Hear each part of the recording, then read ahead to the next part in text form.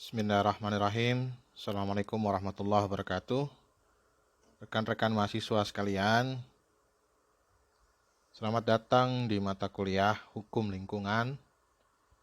Pada video pembelajaran kali ini kita akan melanjutkan materi kuliah kita, yakni membahas mengenai hak dan kewajiban masyarakat, hak dan kewajiban individu maupun masyarakat dalam perlindungan dan pengelolaan lingkungan hidup, atau yang kita singkat dengan PPLH. Jadi kalau ada kata-kata atau tulisan PPLH, maka maksudnya adalah perlindungan dan pengelolaan lingkungan hidup. Bahwa perlindungan dan pengelolaan lingkungan hidup itu adalah atau definisinya adalah upaya bagaimana kita bisa melestarikan fungsi dan kemampuan lingkungan hidup dan kesejahteraan manusia secara lintas generasi. Di sini ada dua kata kunci. Yang pertama adalah upaya pelestarian dan fungsi kemampuan lingkungan hidup. Yang kedua adalah upaya pelestarian kesejahteraan atau menjaga kesejahteraan manusia secara lintas generasi. Upaya pelestarian fungsi dan kemampuan lingkungan hidup berkali-kali saya sampaikan dalam berbagai kesempatan bahwa yang kita lestarikan, bicara mengenai perlindungan dan pengelolaan lingkungan hidup, yang kita lestarikan bukan lingkungan hidupnya, tetapi fungsi dan kemampuan lingkungan hidup. Kalau kita melestarikan lingkungan hidup, maka kita tidak akan menggunakan lingkungan hidup. Kita lestarikan lingkungan hidupnya. Jangan sampai dipakai-pakai. Tetapi realitanya kita tidak mungkin untuk tidak memanfaatkan lingkungan hidup. Sehingga yang harus kita lestarikan adalah bagaimana fungsi dan kemampuan dari lingkungan hidup itu sendiri tetap terjaga. Jadi lingkungan hidupnya tetap memiliki fungsi, lingkungan hidupnya atau sumber daya alamnya tetap memiliki kemampuan yang sebagaimana mestinya. Mau tidak mau kita harus memanfaatkan sumber daya alam ataupun memanfaatkan lingkungan hidup di mana tempat kita tinggal. Yang dimaksud dengan perlindungan dan pengelolaan lingkungan hidup juga adalah upaya untuk menjaga agar lingkungan hidup yang ada, agar sumber daya alam yang ada, itu bisa digunakan untuk menjamin kesejahteraan manusia secara lintas generasi. Dalam arti tidak hanya bisa dinikmati pada generasi sekarang saja, tetapi juga dinikmati oleh generasi yang akan datang. Oleh sebab itu, peran serta masyarakat secara luas dalam perlindungan dan pengelolaan lingkungan hidup merupakan suatu keniscayaan. Amanah dari Undang-Undang Dasar Negara Republik Indonesia tahun 1945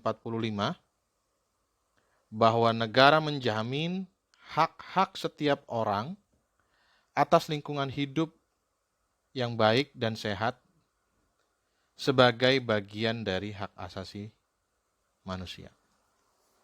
Jadi hak untuk mendapatkan lingkungan hidup yang baik dan sehat itu bukan hanya semata-mata hak warga negara, tetapi dia juga menjadi hal yang paling mendasar dari manusia, yaitu menjadi hak asasi manusia.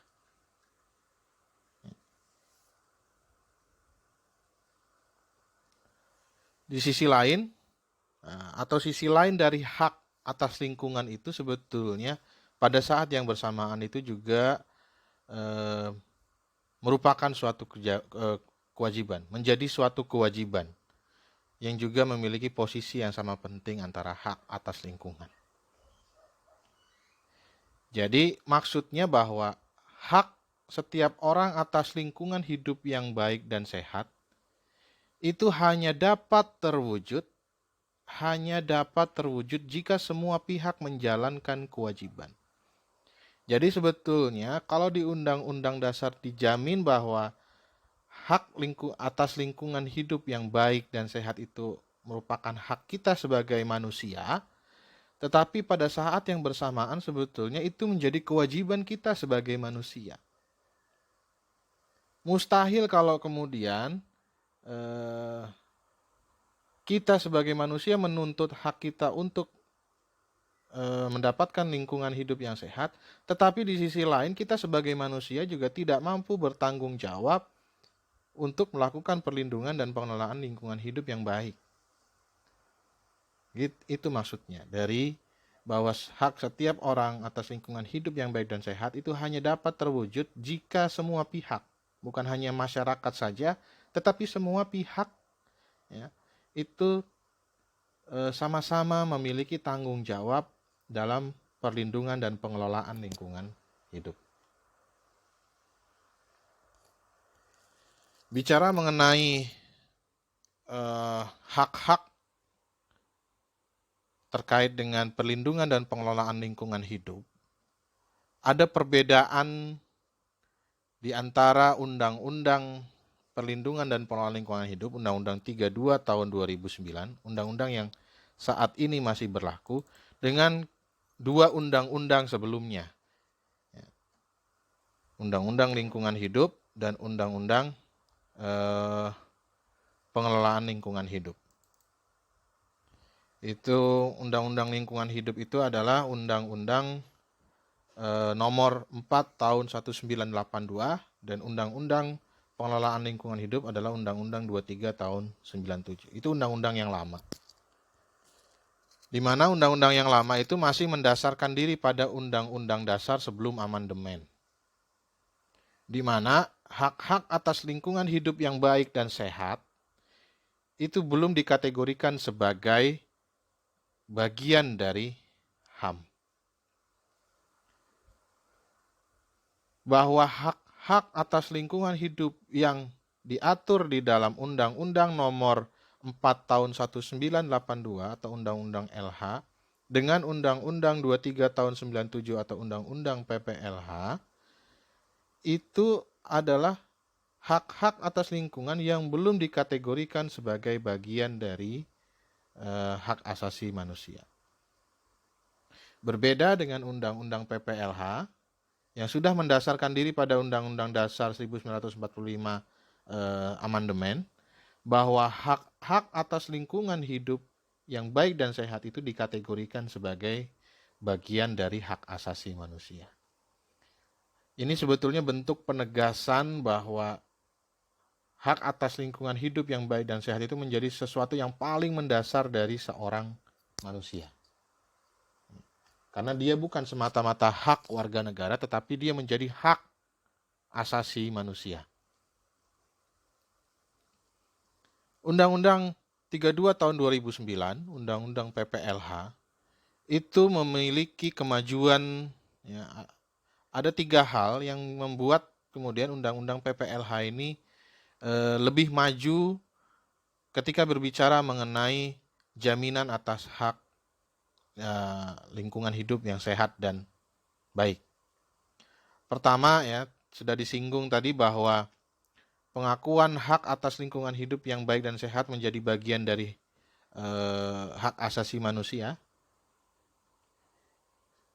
sehingga ini lebih memiliki kekuatan untuk memaksa negara, ya, untuk benar-benar memastikan bahwa negara menghormati, memenuhi, dan melindungi.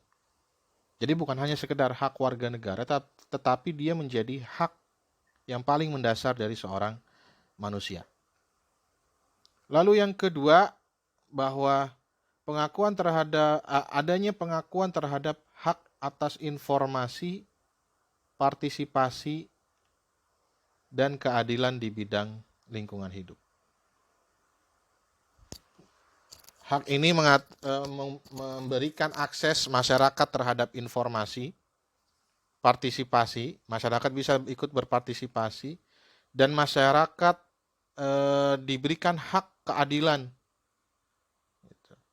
Apa hak keadilannya itu? Itulah yang kemudian ditegaskan dalam hak yang ketiga yaitu perlindungan hukum bagi setiap orang yang memperjuangkan hak atas lingkungan hidupnya. Yang ketiga ini adalah sebetulnya untuk memperkuat kedua poin sebelumnya. Terkait dengan dua poin pertama dan poin kedua ini. Jadi perlindungan hukum bagi setiap orang yang memperjuangkan hak atas lingkungannya. Ini tujuannya untuk memperkuat kedua poin sebelumnya. Nanti akan kita bahas apa sih maksud dari perlindungan hukum bagi setiap orang yang memperjuangkan hak atas lingkungan hidupnya. Nanti akan kita bahas di pembahasan setelah ini. Baik, kita bahas terlebih dahulu hak masyarakat ya, atau hak-hak yang ada di dalam perlindungan dan pengelolaan lingkungan hidup. Karena kita menggunakan undang-undang yang baru 32 tahun 2009, maka kita coba melihat kembali undang-undang tersebut di mana diatur mengenai hak-hak atas perlindungan dan pengelolaan lingkungan hidup itu. Jika Anda membuka undang-undang itu, Anda bisa jumpai di pasal 65, 66, dan pasal 70 Undang-Undang 32 tahun 2009, Undang-Undang PPLH. Ada beberapa hak di sana diatur. Kalau kemudian saya bikin kategorisasi, maka saya bikin kategorisasinya adalah pertama, hak untuk menikmati lingkungan hidup yang baik dan sehat. Yang kedua, hak atas pendidikan dan akses informasi lingkungan hidup. Yang ketiga, hak atas akses keadilan dan perlindungan hukum. Ini tadi yang akan dibahas lebih lanjut. Dan hak untuk berperan serta atau berpartisipasi aktif. Ada 4 kategorisasi hak-hak terkait dengan perlindungan dan pengelolaan lingkungan hidup. Kita bahas satu-satu, yaitu hak menikmati. Hak untuk menikmati lingkungan hidup yang baik dan sehat. Kita coba bandingkan antara Undang-Undang 32 tahun 2009, Undang-Undang PPLH dengan undang-undang sebelumnya. Ya. Undang-Undang 2397 atau Undang-Undang PLH dengan Undang-Undang 4 tahun 1982 atau Undang-Undang LH. Di dalam Undang-Undang LH, di situ di pasal 5 ayat 1, setiap orang memiliki atau mempunyai hak atas lingkungan hidup yang baik dan sehat. Pada Undang-Undang PLH diadakan perubahan redaksi, ya, ditambahkan setiap orang mempunyai hak yang sama. Disitulah perbedaannya dengan Undang-Undang LH. Setiap orang mempunyai hak yang sama. Kalau di Undang-Undang LH, setiap orang mempunyai hak. Ya. Kalau di Undang-Undang PLH, hak yang sama. Sebetulnya tidak berbeda secara substansial, ya, masih sama saja hak atas lingkungan hidup yang baik dan sehat. Lalu di Undang-Undang PPLH, setiap orang berhak atas lingkungan hidup yang baik dan sehat sebagai bagian dari hak asasi manusia. Ini juga sebetulnya tidak berbeda secara substansial, hanya saja ada penegasan tentang hak atas lingkungan hidup yang baik dan sehat itu adalah bagian dari hak asasi manusia. Itu ada di pasal 65 Undang-Undang PPLH, Undang-Undang 32 tahun 2009. Apa sih yang dimaksud dengan lingkungan yang baik dan sehat itu? Lingkungan hidup yang baik dan sehat itu adalah lingkungan yang tidak mengalami degradasi. Degradasi itu penurunan. Ya. Entah penurunan fungsi atau penurunan kemampuan. Karena adanya kerusakan dan atau pencemaran lingkungan hidup. Jadi lingkungan hidup yang baik dan sehat itu adalah lingkungan hidup yang tidak mengalami degradasi karena pencemaran dan atau kerusakan lingkungan hidup. Jadi lingkungan hidup yang tidak mengalami degradasi fungsi maupun kemampuan. Secara konstitusional sebetulnya hak menikmati lingkungan hidup yang baik dan sehat ini dapat dikaitkan dengan tujuan negara yang tertuang di dalam pembukaan Undang-Undang Dasar 1945 di alinea keempat. Melindungi segenap bangsa Indonesia dan seluruh tumpah darah Indonesia, memajukan kesejahteraan umum. Jadi, perlindungan terhadap atau hak manusia atas lingkungan hidup yang baik dan sehat itu adalah bagian dari kewajiban pemerintah, kewajiban negara untuk melindungi segenap bangsa Indonesia dan seluruh tumpah darah Indonesia, serta memajukan kesejahteraan umum. Yang mana kemudian tujuan negara itu lebih ditegaskan lagi dalam bentuk pasal 28H ayat 1 Undang-Undang Dasar 1945. Bahwa setiap orang berhak atas lingkungan hidup yang baik dan sehat. Pasal 28H ayat 1. Silakan Anda cek kembali, buka undang-undang dasarnya, apa redaksinya di situ. Kalau tidak salah sih 28H ayat 1 itu bunyinya setiap orang berhak atas perlindungan diri, setiap orang berhak hidup sejahtera lahir dan batin, bertempat tinggal dan mendapatkan lingkungan hidup yang baik dan sehat, serta berhak memperoleh pelayanan kesehatan. Nah, itu adalah bentuk penegasan dari tujuan negara melindungi segenap bangsa Indonesia dan seluruh tumpah darah Indonesia, memajukan kesejahteraan umum, diturunkan atau dijabarkan dalam bentuk pasal 28H ayat 1, hak atas lingkungan hidup yang baik dan sehat. Dan itu juga bisa dikaitkan dengan penguasaan negara, pasal 33 ayat 3 Undang-Undang Dasar 1945, bumi dan air dan kekayaan alam yang terkandung di dalamnya itu dikuasai oleh negara dan sebesar-besarnya dipergunakan untuk kemakmuran rakyat. Ini juga berkaitan dengan hak atas lingkungan hidup yang baik dan sehat.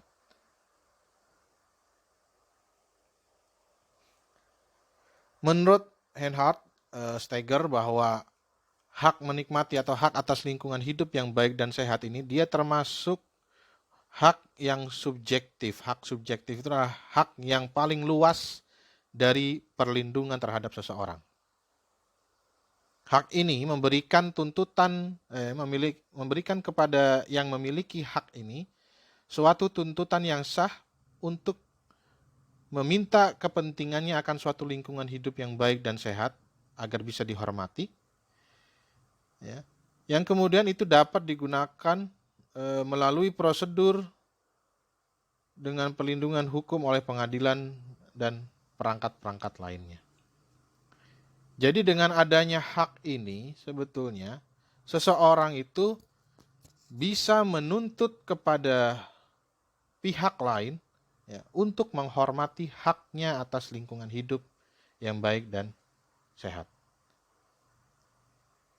Hak subjektif ini juga memungkinkan si pemilik hak ini dapat menempuh prosedur hukum dengan perlindungan hukum yang diberikan oleh pengadilan dan perangkat-perangkat lainnya untuk memastikan bahwa lingkungan hidup di mana dia hidup tetap baik dan sehat. Tuntutan tersebut memiliki dua fungsi, fungsi yang dikaitkan dengan hak membela diri terhadap gangguan dari luar yang merugikan lingkungan hidupnya, juga fungsi yang berkaitan atau pada hak menuntut dilakukannya suatu tindakan agar lingkungan hidupnya tetap lestari, dipelihara dan atau diperbaiki kalau kemudian terjadi kerusakan. Jadi hak subjektif ini memiliki fungsi, ya, hak atas lingkungan hidup yang baik dan sehat ini memiliki fungsi sebagai hak untuk membela diri. Ya, ketika terjadi gangguan dari luar yang merugikan lingkungan hidupnya. Juga hak ini berfungsi agar si pemilik hak ini, si pemegang hak ini bisa menuntut dilakukannya suatu tindakan agar lingkungan hidupnya dapat dilestarikan, dipelihara, atau diperbaiki ketika memang sudah terjadi pencemaran dan atau kerusakan lingkungan. Itulah yang dimaksud dengan hak subjektif, ya. Bahwa hak atas lingkungan hidup yang baik dan sehat itu termasuk di dalam hak subjektif. Rekan-rekan mahasiswa sekalian, hak menikmati ini juga sebetulnya berkaitan dengan pasal 65 ayat 3 Undang-Undang PPLH 32 tahun 2009 dengan pasal 65 ayat 5. Jadi hak atas lingkungan hidup yang baik dan sehat itu adalah hak yang subjektif. Karena hak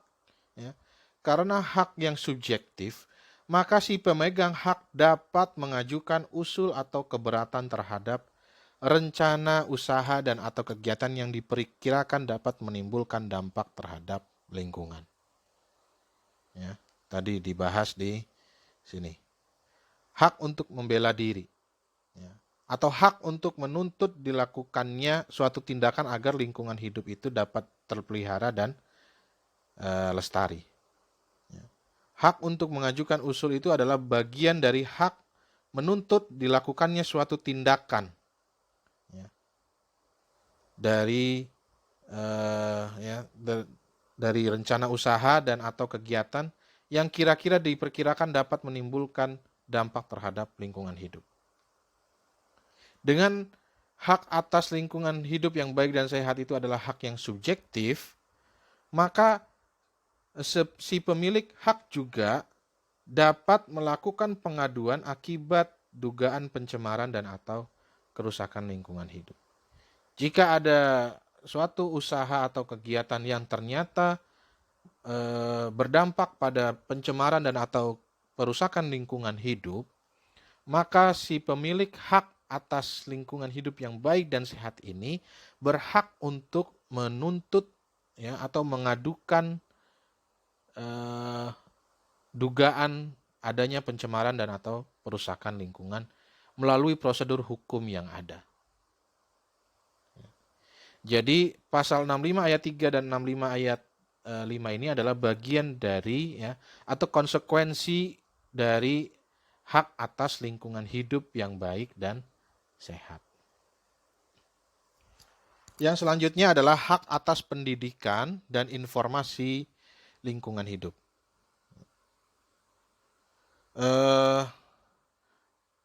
Di Undang-Undang 23 tahun 97, di Undang-Undang PLH, bahwa setiap orang memiliki hak atas informasi lingkungan hidup yang berkaitan dengan peran dalam pengelolaan lingkungan hidup.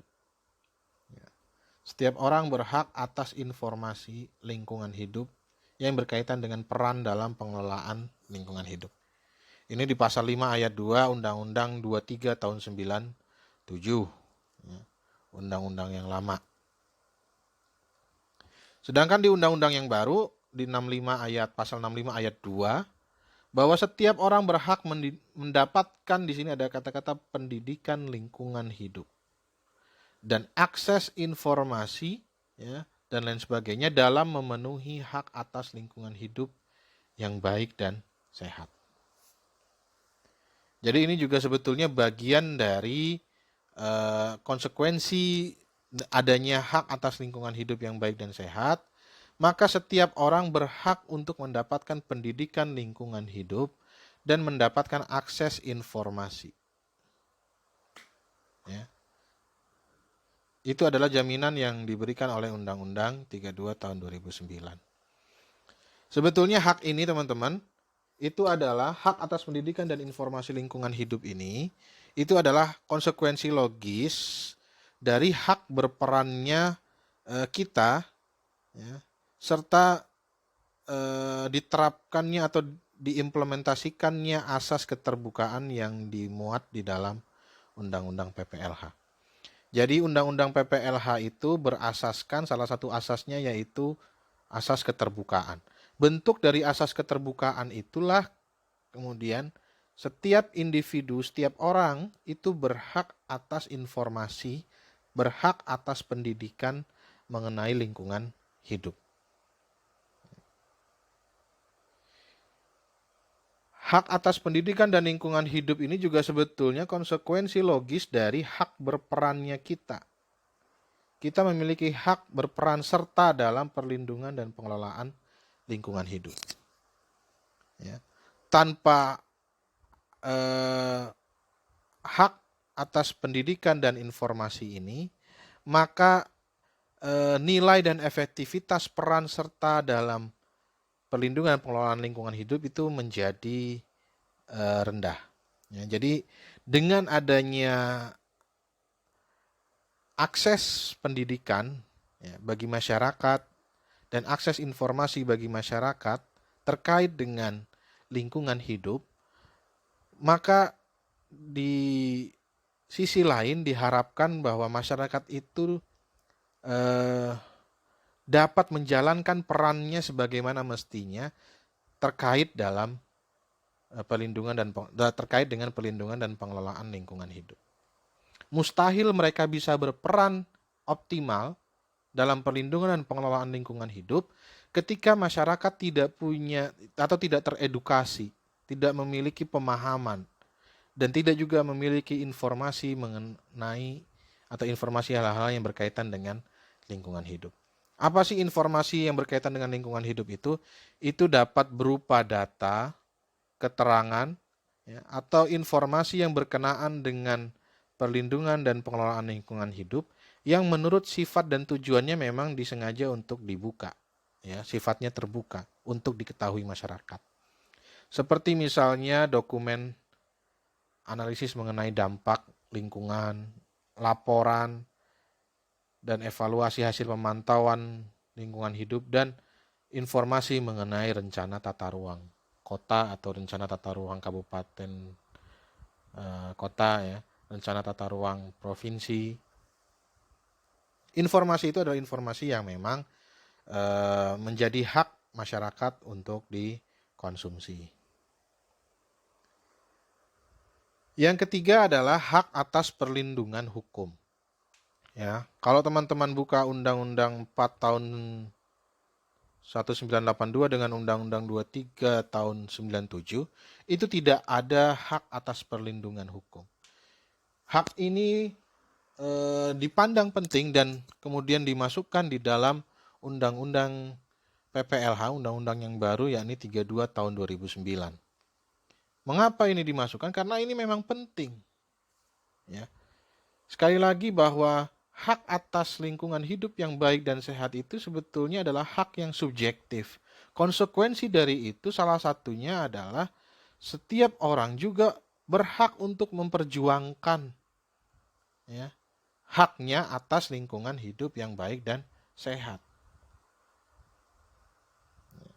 Oleh sebab itu kemudian dimasukkanlah ketentuan pada pasal 66 Undang-Undang PPLH bahwa setiap orang berhak, ya, setiap orang yang memperjuangkan hak atas lingkungannya, ya, lingkungan yang hidup yang baik dan sehat, lingkungan hidup yang baik dan sehat, tidak dapat dituntut baik secara pidana maupun perdata. Jadi orang-orang yang berusaha menggugat, misalnya ada suatu perusahaan yang melakukan pencemaran lingkungan, ya, dan berdampak pada suatu masyarakat, dan masyarakat itu menggugat secara perdata perusahaan itu atau menggugat pidana, menuntut secara pidana, maka masyarakat tersebut tidak bisa dituntut kembali atau dituntut balik, ya, baik secara pidana maupun secara perdata oleh perusahaan tersebut. Jadi memang ini betul-betul orang-orang yang memperjuangkan hak atas lingkungan hidup yang baik dan sehat itu memang betul-betul dilindungi oleh undang-undang. Tetapi yang perlu digarisbawahi di sini, perlindungan hukum itu adalah perlindungan hukum yang diberikan kepada korban dan atau pelapor yang dalam upaya memperjuangkan hak atas lingkungan hidup yang baik dan sehat itu menempuh cara-cara hukum, menempuh jalur-jalur hukum yang sebagaimana mestinya. Perlindungan hukum tidak diberikan kepada mereka yang melakukan tindakan di luar prosedur hukum yang berlaku, serta tata nilai yang berlaku dalam masyarakat. Jadi kalau ada orang yang memperjuangkan, misalnya memprotes keberadaan suatu pabrik yang diduga selama ini mencemari lingkungan, dan mereka memprotes dengan cara membakar pabrik itu, maka mereka tidak bisa diberikan perlindungan, karena mereka sudah melakukan perbuatan yang melanggar hukum. Jadi para pejuang lingkungan ini hanya bisa diberikan perlindungan hukum ketika mereka dalam perjuangannya itu menempuh jalur-jalur atau prosedur hukum yang memang sebagaimana mestinya. Dengan adanya perlindungan ini dimaksudkan agar terlapor tidak melakukan pembalasan terhadap pelapor. Seringkali kan memang ketika ada masyarakat yang menuntut pidana perusahaan yang sudah mencemari lingkungan, itu justru dilapor balik oleh perusahaan tersebut atas dasar misalnya mungkin pencemaran nama baik. Nah, dengan adanya pasal 66 ini diharapkan itu bisa memberikan perlindungan kepada para masyarakat atau para pejuang lingkungan. Yang terakhir adalah hak untuk berperan serta.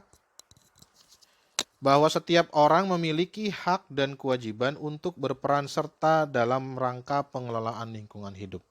Ini adalah bunyi pasal 6 ayat 1 Undang-Undang 4 tahun 82, Undang-Undang yang lama, Undang-Undang LH.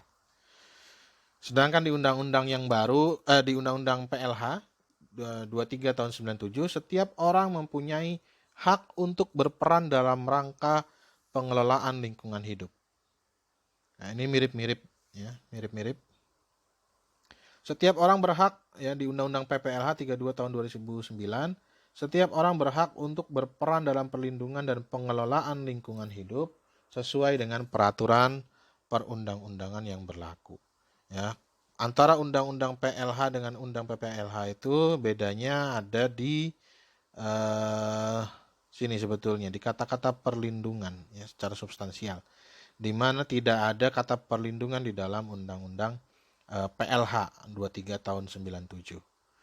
Karena konsep mereka hanyalah pengelolaan lingkungan hidup. Kalau di Undang-Undang 32 tahun 2009, dia konsepnya adalah perlindungan dan pengelolaan lingkungan hidup. Masyarakat memiliki hak dan kesempatan yang sama dan seluas-luasnya untuk berperan aktif dalam perlindungan dan pengelolaan lingkungan hidup. Ini ditegaskan lagi di pasal 70 ayat 1 Undang-Undang PPLH. Punya hak dan kesempatan yang sama dan seluas-luasnya untuk berperan aktif dalam perlindungan dan pengelolaan lingkungan hidup. Peran masyarakat tersebut dapat berupa pertama yakni pengawasan sosial, pemberian saran, pendapat, usul, keberatan, pengaduan, atau juga peran dalam penyampaian informasi dan atau laporan. Ini ada di 70 ayat 2.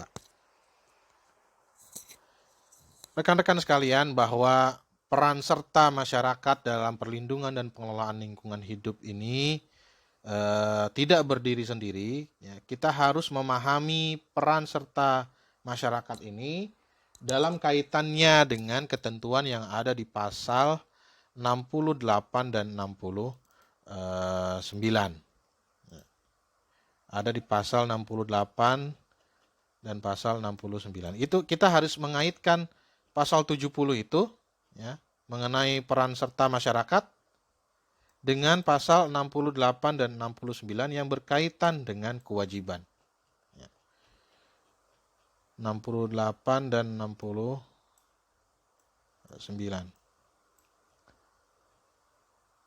Setiap orang yang melakukan usaha, 67 dan 68 maksudnya ya. 67 dan 68. Setiap orang berkewajiban memelihara kelestarian fungsi lingkungan hidup serta mengendalikan pencemaran dan atau kerusakan lingkungan hidup. Itu adalah pasal 67. Sedangkan pasal 68-nya itu setiap orang yang melakukan usaha dan atau kegiatan berkewajiban, ada 3 kewajiban di situ. Jadi bicara mengenai peran serta masyarakat juga harus dikaitkan dengan kewajiban-kewajiban masyarakat.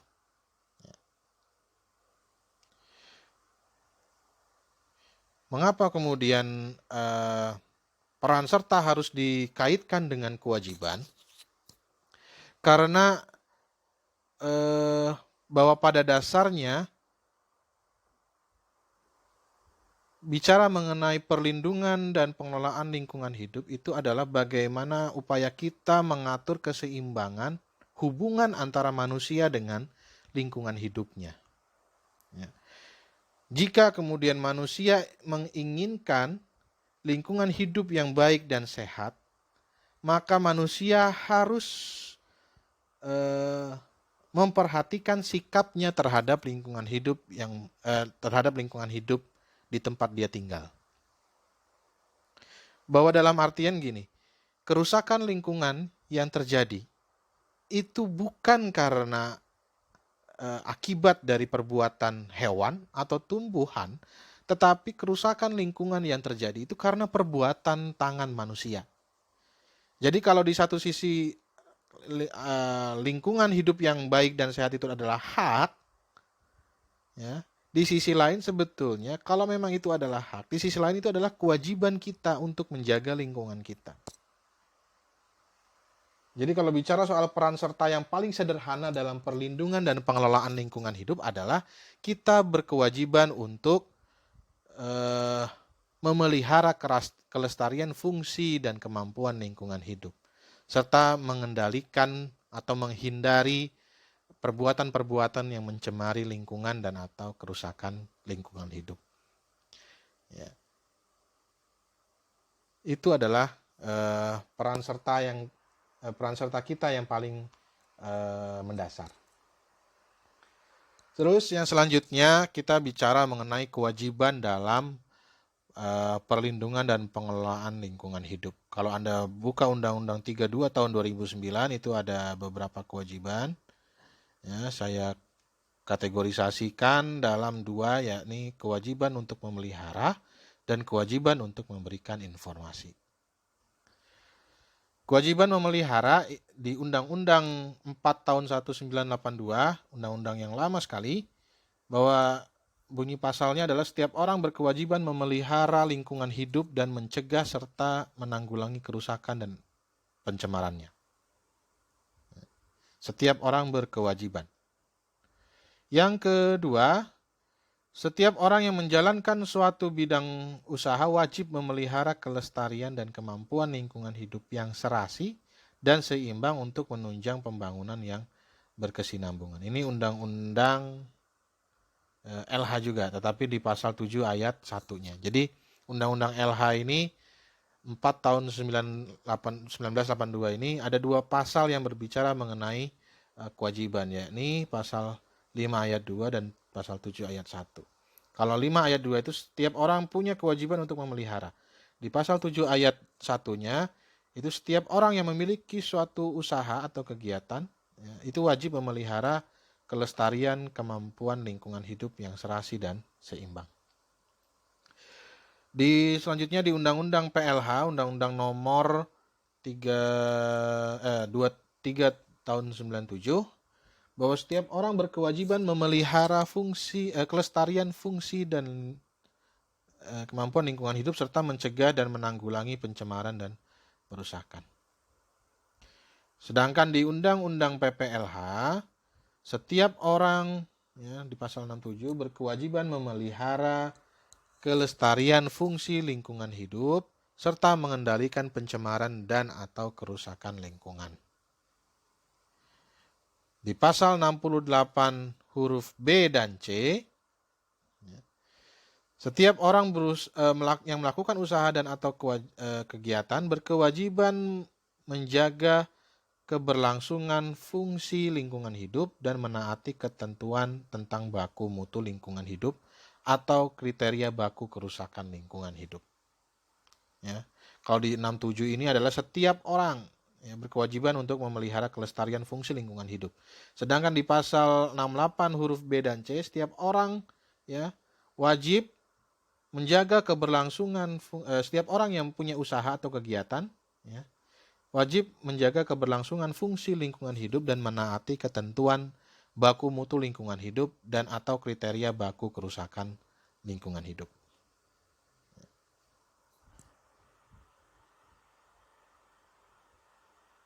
Terus yang kedua adalah kewajiban memberikan informasi. Setiap orang di Undang-Undang PLH 23 tahun 97, setiap orang yang melakukan usaha dan atau kegiatan berkewajiban memberikan informasi yang benar dan akurat mengenai pengelolaan lingkungan hidup.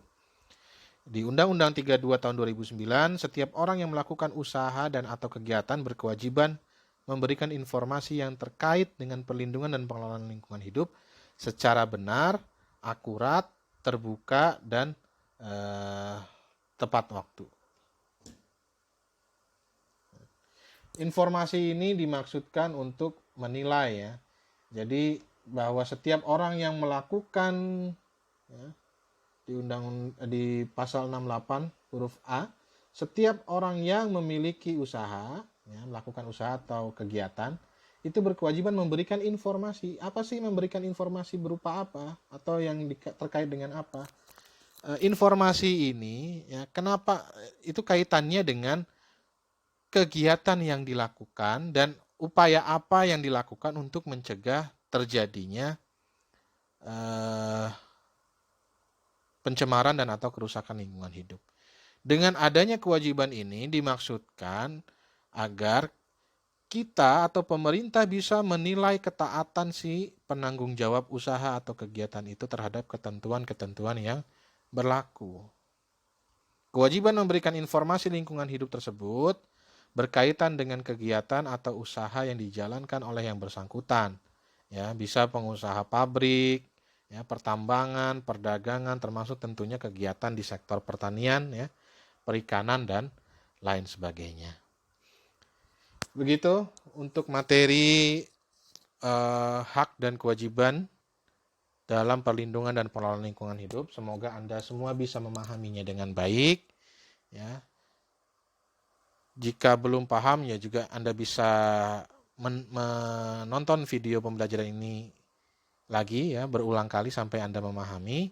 Dan saya ucapkan selamat belajar untuk mengikuti ujian penilaian tengah semester, ujian UTS, PTS pada minggu depan insyaallah, di hari Jumat juga Oke, saya akhiri. Assalamualaikum warahmatullahi wabarakatuh.